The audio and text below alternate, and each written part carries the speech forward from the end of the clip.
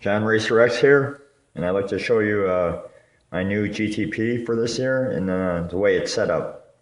Now this year's GTP is different from last year's, and the major difference is the motor I use. This is a Leopard 1600 kV 2Y motor, and it's a lot more torque than a 2200 kV, about a 1/4 inch longer. About the same weight and that, and it's a good motor, runs cooler, and it has plenty of torque. And my gearing I use is a 29 tooth pinion and a 28 tooth spur. Now I do have a Steve New motor.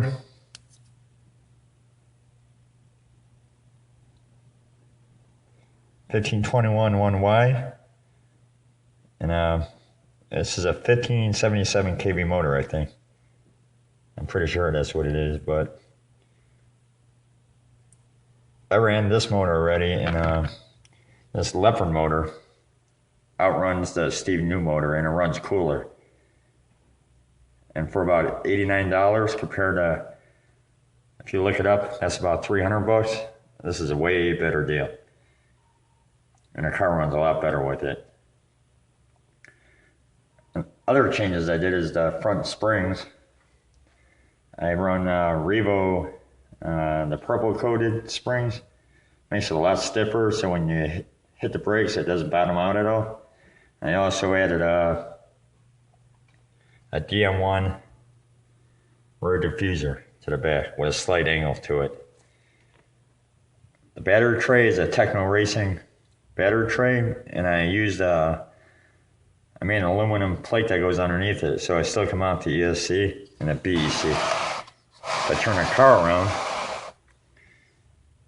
you can see the BEC right underneath it. The batteries are Turnigy 65C,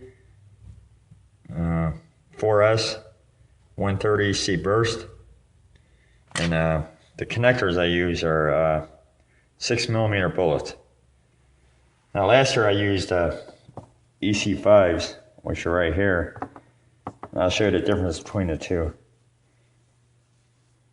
The EC5s on the bottom, and the 6mm XT150 bullet connectors are on top.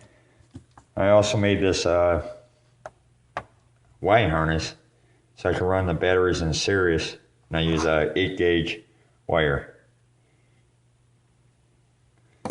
Now here is a 31 tooth spur gear, already set up to put in the car. All I have to do is